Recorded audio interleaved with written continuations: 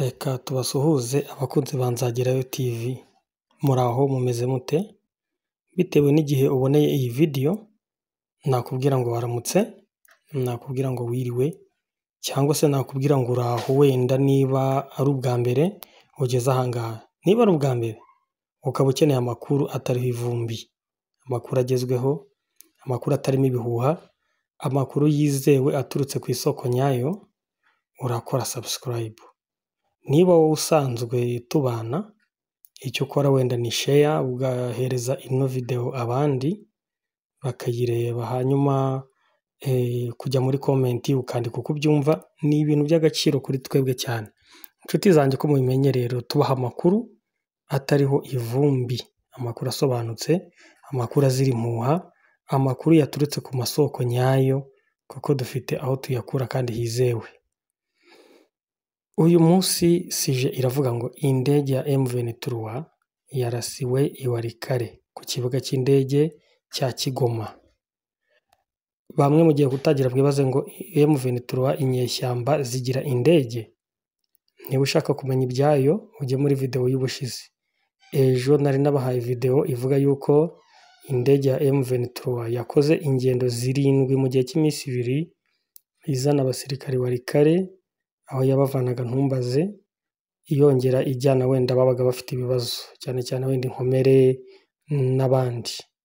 Rero uyu munsi ya ndege twavugaga ejo yarasiwe ku kibuga cya Kigoma, ni muri Walikale, aho yari ije gutwara indembe n'abandi bagize ibibazo ku rugamba.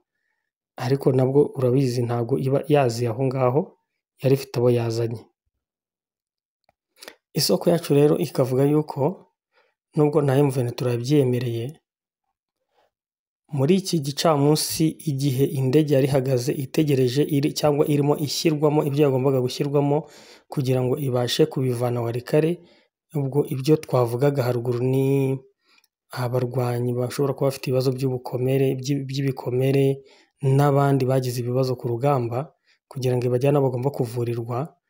Indege yaje kuraswa na drone CH4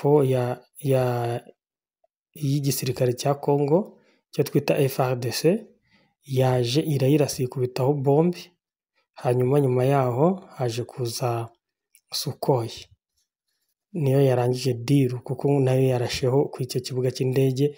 Ubu bivuga ko ntago ikibuga cy'indege cya Kigoma muri Walikale cyabasha gukoreshwa, kuko ibyo bisasu urumva ari biba byafashe indege, hari ibyaguye ku ruhande n'ibindi, ngo ikibuga cyose cyabaye bombarde.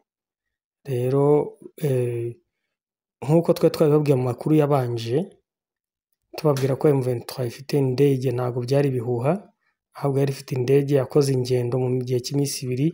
Umunsi wa mbere yakoze ingendo 3 izana abasirikari Walikale, umunsi wa kabiri ikora ingendo izana abasirikari Walikale 4, hanyuma uyu munsi ngira ngo yari imaze gukora urugendo rwa 8, ituru ya 8, aho yarizanye abasirikari kandi ije gufata n'abandi, irasirwa ku kibuga cya Kigoma muri Walikale. Hanyuma nyuma yaho yarashwe na drone CH4 uko amakuru abivuga. Hanyuma nyuma Sukhoi 25 iraza irayisoza, ni nko kuvuga ngo irangiza ibyari byatangiye.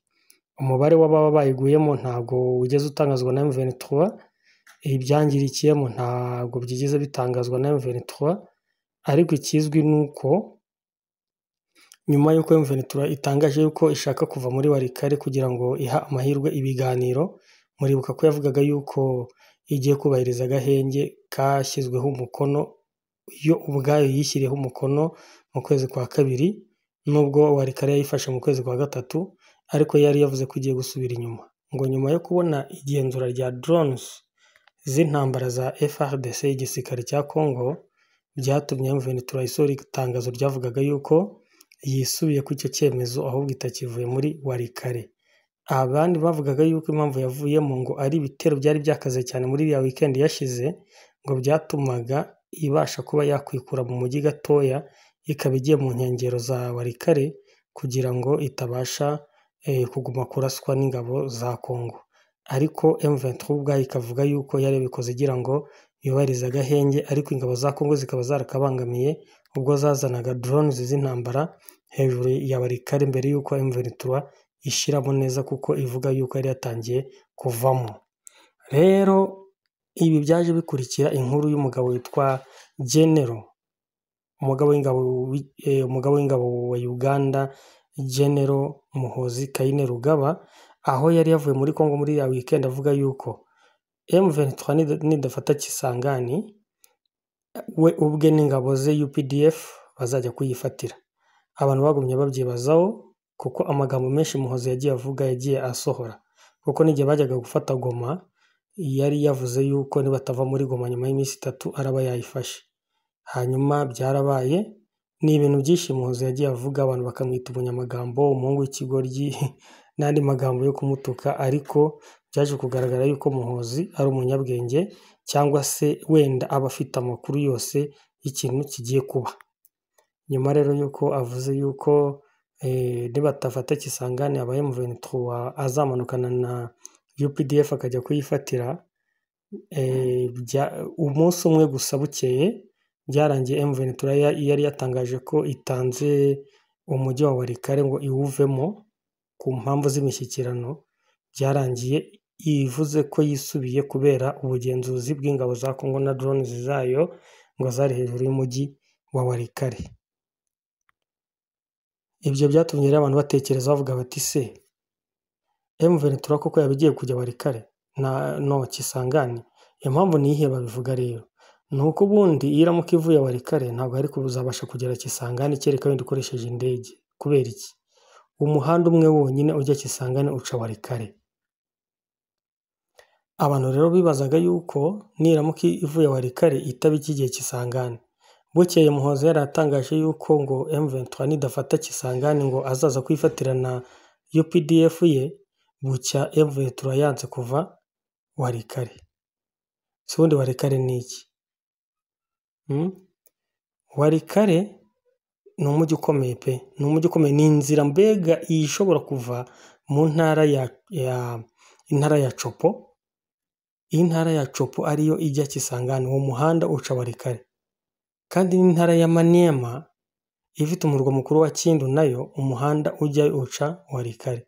Bivuga ko rero iyo niyo nzira yonyine yo gufata intara ya Chopo. Bivuga ngo umurwa mukuru ni Kisangani, n'intara ya Maniema umurwa wayo mukuru ukaba uri Kindu. Kindu hari iki?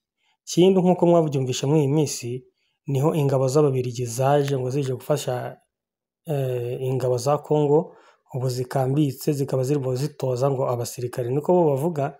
Ariko M23 ikavuga yuko ngo Ababiligi baje kurwana na M23, ku buryo banavuga yuko uyu munsi ari bo bagize uruhare mu kuyobora drone zabashije kurasa indege ya M23 yari ku kibuga cya kiriya kibuga cya Kigoma muri Walikale, bakabasha gusenya indege yabo. Ibi biravuga iki? Biravuga yuko M23 iramutse ikomeje ishaka gufata Chopo, bizayisaba kujya Kisangani, kuko iyo bafashe umurwa mukuru niho uba ufite ubutegetsi bw'akarere cyangwa bw'intara yose. No kugira ngo bafate Maniema yose bizabasaba gufata Kindu, kandi Kindu niho Ababiligi n'abandi babafasha baherereye. Ibi rero bikomeje kuba ibintu bigoranye kubyumva, kuko bisaba yuko M23 ikora cyane kugira ngo ibashe kuba yafata biriya bice. Ubwo rero abashidikanyaga ku makuru twabahaye ejo yuko M23 ifite indege ziri gutunda abasirikare, ntabwo twabeshyaga, ahubwo kwari ukuri. Niyo mpamvu tubakangurira kugira ngo mugumye mukurikirana aya makuru. Dukeneye kumenya M23 irasubiza iki? Iremera ko Kongo irasira indege ikayirasira n'abari bayirimo tutaramenya abari bo, hanyuma ikituriza? Ese iratuza cyangwa irakomeza Kisangani? Impamvu zatumye itava hariya yari yemeye ko igiye kuva, hanyuma ikagumamo uyu munsi ikaba ikomeje kuba igihari Walikale, biravuga iki? Abasesenguzi mutubwire muri comment. Niba ari ubwa mbere wageze aha ngaha ukore subscribe, niba hasanzwe usangira iki kiganiro n'abandi. Turakomeza tubagezaho amakuru uko agenda ahinduka. Stay in touch. yari Amisha Pro kuri Nzagerayo TV. Ciao.